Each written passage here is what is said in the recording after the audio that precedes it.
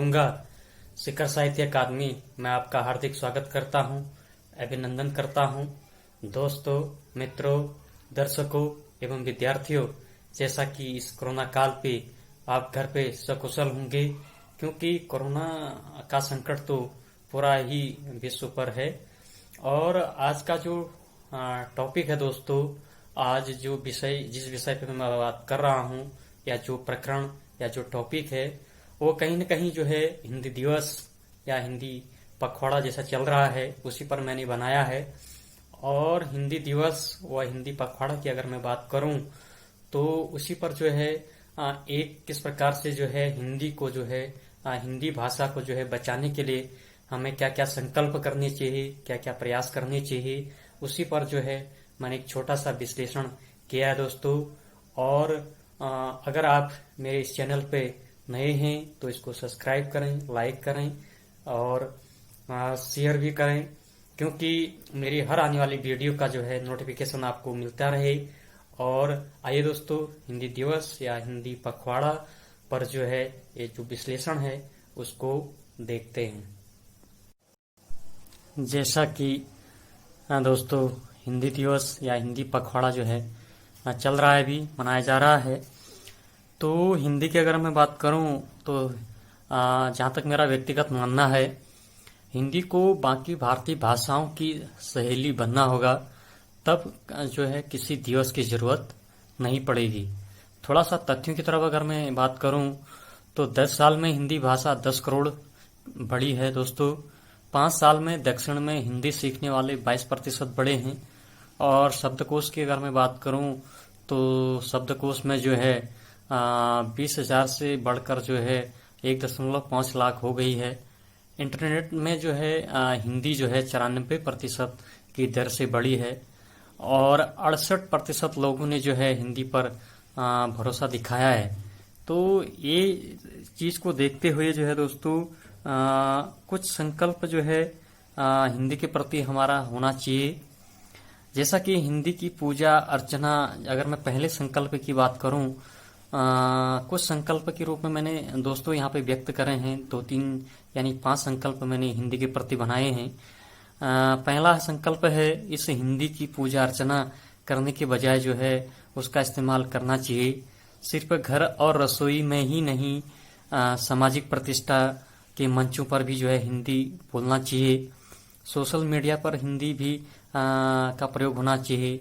बचपन के स्मरण को याद करने के लिए ही नहीं, बल्कि देश दुनिया की बात भी जो है हिंदी में करनी चाहिए दोस्तों। सिर्फ बुजुर्गों से ही नहीं, बच्चों से भी जो है हिंदी में बात करना या उनको सिखाना एक तरीके से जो है ये प्रयास होना दोस्तों। यही जो है जो दूसरा संकल्प है हिंदी के प्रति, जो मुझे लगा कि हिंदी के जो है शिल्पियां, जो शिल्पकार हैं, को मान देना चाहिए। हिंदी के बाजार को भी जो है पैसा मिलना चाहिए। सिर्फ हिंदी के सीरियल देखने या क्रिकेट या राजनीति के कमेंट्री हिंदी में सुनने से जो है भाषा नहीं बचेगी। भाषा तो तभी बचती है जब शब्द बचते हैं, गढ़े जाते हैं, साहित्य रचा जाता है, ज्ञान का निर्माण होता है। इसलिए जो है दोस्तों ड्राइंग रूम में हिंदी का अखबार जो है रखेंगे, बच्चों के जन्मदिन के उपहार में किताब भेंट करेंगे। और दूसरी बात जो है मलयाली से जो है सीखेंगे कि साहित्यकार का सम्मान कैसे किया जाता है। हिंदी में बाल और किशोर साहित्य तथा विज्ञान रचना के लिए उनको अवार्ड देंगे। तो कहीं न कहीं ये जो है हिंदी जो है हमारी सुरक्षित रह सकती है। तीसरा संकल्प दोस्तों मुझे लगा कि हम जो है हिंदी को अलग अलग स्वर और व्याकरण में सुनने पढ़ने की आदत डालेंगे। शुद्धता के नाम पर जो है तद्भव की जगह तत्सम, उर्दू की जगह संस्कृत निष्ठ और बाकी बोलियों की जगह खड़ी बोली का प्रयोग की जीत हिंदी को जो है छोटा कर देगा दोस्तों। हिंदी तभी बड़ी बन सकती है जब वह बड़ा दिल रखे। आकाशवाणी की सरकारी हिंदी के साथ मुंबईया हिंदी, उर्दू से घुली मिली हिंदी भी चलेगी। तो दर्जनों बोलियां में रंगी हिंदी भी कबीर और रैदास की पुरानी हिंदी को समझेंगे तो साथ में ज्ञान विज्ञान के क्षेत्र को अपनी नई हिंदी का आविष्कार भी हमें करना होगा दोस्तों। तो ये तीसरा संकल्प के रूप में मुझे जो लगता है ये करना चाहिए। चौथा संकल्प की अगर हम बात करें तो हर हिंदी भाषी जो है एक गैर हिंदी भारतीय भाषा सीखना चाहिए दोस्तों।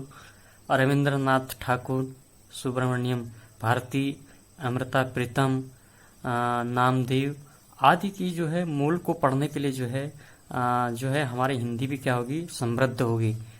अगर हम तीसरी भाषा के नाम पर रट्टा मार संस्कृत की खाना पूर्ति के बजाय अगर हम क्या करें, उत्तर प्रदेश में तमिल, बिहार में बंगला, हरियाणा में तेलुगु, राजस्थान में कन्नड़, मध्य प्रदेश में मराठी और छत्तीसगढ़ में उड़िया सिखाई जाए तो हिंदी द्वेष जो है अपने आप ही क्या हो जाएगा दोस्तों, खत्म हो जाएगा।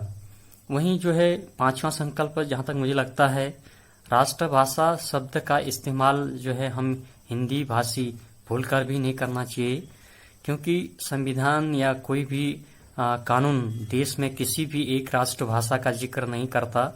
बेहतर हो कि हिंदी राजभाषा का कागजी का काम सरकार ना करे। अगर महात्मा गांधी या चक्रवर्ती राजगोपालचारी सरीखा कोई गैर हिंदी भाषी हिंदी के गुणगान करना चाहे तो उसकी मर्जी जो है, हिंदी भाषी खुद यह काम छोड़ दे।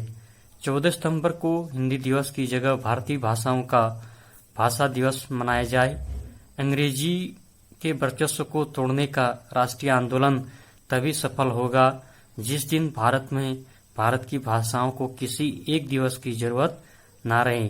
तो दोस्तों ये हिंदी दिवस व हिंदी पखवाड़ा पर मेरा एक छोटा सा एक प्रयास था कि आपको एक कुछ संकल्प के माध्यम से कुछ जानकारी दूं। अगर ये वीडियो आपको पसंद आई तो इसको लाइक करें, शेयर करें, सब्सक्राइब करें और कमेंट बॉक्स में जो है लिखें कि आपको ये वीडियो कैसी लगी और आप कुछ प्रतिक्रिया देना चाहते हैं तो जरूर कमेंट बॉक्स में लिखें। आपका बहुत बहुत धन्यवाद।